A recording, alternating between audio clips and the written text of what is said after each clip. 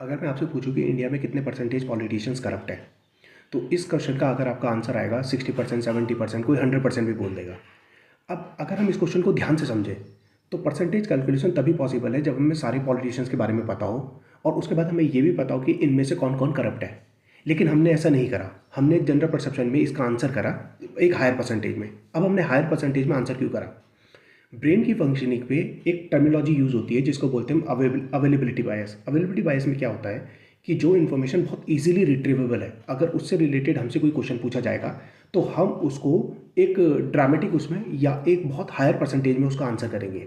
ठीक है, जैसे कि आप न्यूज़ में देखते रहते हो कि यहाँ पे पॉलिटिशियंस ने ये कर दिया, वहाँ पे पॉलिटिशियंस ने ये करप्शन कर दिया, तो उसकी वजह से आपका एक जनरल परसेप्शन बना हुआ है कि पॉलिटिशियंस करप्ट ही होते हैं। जब आपके दिमाग में ये इस तरह से है कि पॉलिटिशियंस करप्ट ही होते हैं, तो जब आपसे पूछा गया इसका परसेंटेज बताओ तो आपने बहुत हायर परसेंटेज में इसका आंसर करा। अब जैसे कि हम सेलिब्रिटीज़ के बारे में बहुत न्यूज़ देखते हैं, क्रिकेट को हम बहुत पसंद करते हैं, ठीक है, और पॉलिटिकल पार्टीज़ को हम बहुत ज़्यादा सपोर्ट करते हैं। तो इन चीज़ों में जब हमसे परसेंटेज में क्वेश्चन पूछा जाता है, किसी और चीज़ से रिलेटेड क्वेश्चन पूछा जाता है, तो हम बहुत ऑर्थोडॉक्स वे में इसका आंसर करते हैं कि जैसे हमें सब कुछ पता होगा। इसी की वजह से आपका किसी पॉलिटिकल पार्टी पे बिलीफ होता है।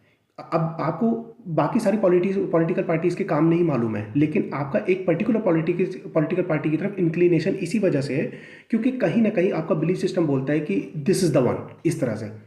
अब यहाँ पर ना एक बहुत बड़ा प्रॉब्लम अराइज होता है। एक स्टडी हुई थी, उसमें क्या करा था कि पार्टनर्स को लिया गया था और उसमें पार्टनर्स को पूछा गया था कि आपकी मैरिज में ज़्यादा एफर्ट कौन देता है, आप देते हो या आपका पार्टनर देता है। तो 90% उसमें जो जो उन्होंने सब्जेक्ट्स लिए थे उसमें 90% लोगों ने बोला था कि मैं ज़्यादा एफर्ट देता हूँ, मेरा पार्टनर ज़्यादा एफर्ट नहीं देता है। अब ऐसा ऐसा क्यों आंसर आता है हर बार?